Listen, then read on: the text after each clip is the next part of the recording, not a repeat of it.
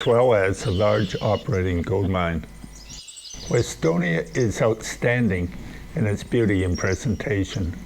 The town's merits have been recognized, with its winning numerous awards. These include the State Award for the Best Looking Town in WA's Tidy Towns competition.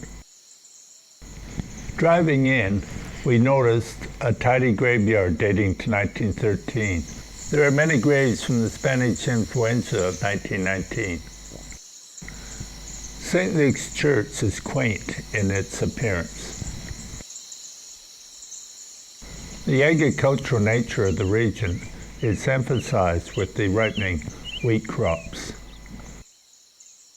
Westonia celebrates its agricultural heritage by a display of old agricultural equipment used by the early farmers in the area.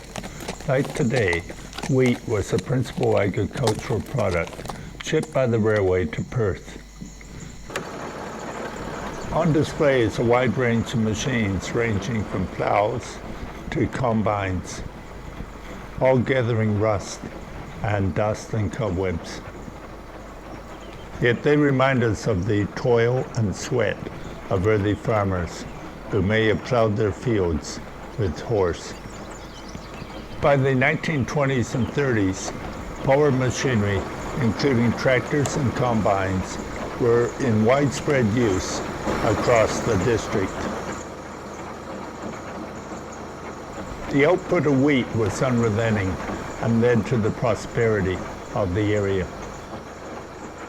Farming prosperity brought the purchase of automobiles to replace the old horse and buggy. The production and shearing of sheep is recognized as an important part of the Westonian agricultural heritage.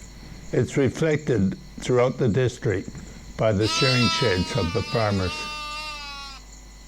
The production of sheep for meat and the shearing of sheep for wool are still an important part of the Westonia routine.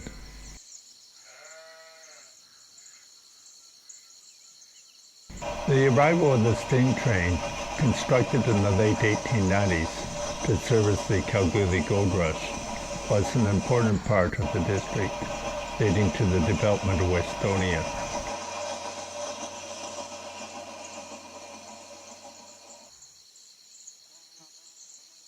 Today, modern diesel trains provide daily service for the farmers and provide a means for transporting the wheat to the markets in Perth and overseas.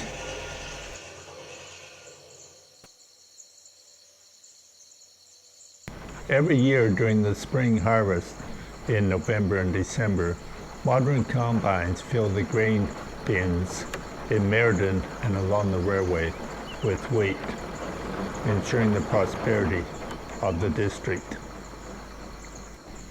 Early Westonia was a prosperous place. Part of the prosperity came from the discovery of gold in 1910 by a sandalwood cutter named Alfred Weston. Displays in the town celebrate this early mining heritage. The unpainted veranda of the old hardware gives an air of authenticity to this old building. Of particular interest is the Club Hotel, which is becoming a museum featuring the displays of Chris Hood Penn, a passionate collector of old items. Across the way is the Edna May or Westonia Tavern, a great place for a beer or a meal.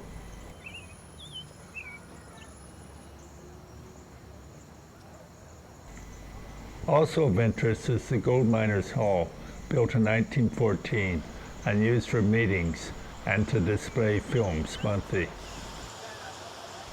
Mining is important to Westonia. By 1915, over 2 major mines were in the area, with one, the Edna May, being only 3 kilometers from the town. Soon the population was in excess of 500.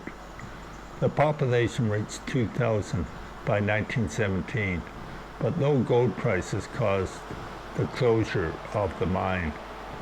In 1919, the town had decreased drastically, but was nevertheless gazetted in 1926.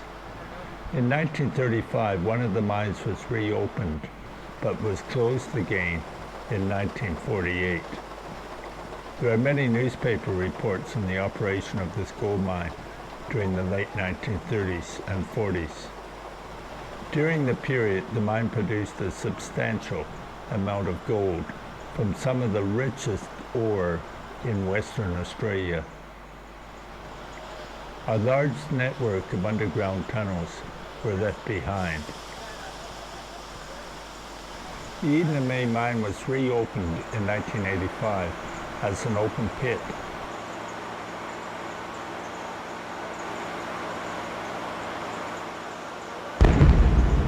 The importation of a mine processing plant led to a steady output of gold bars. Here we see the smelting of gold, a complex and dangerous task. Imagine doing this job in 41 degrees Celsius weather, which often occurs in the Westonia summers.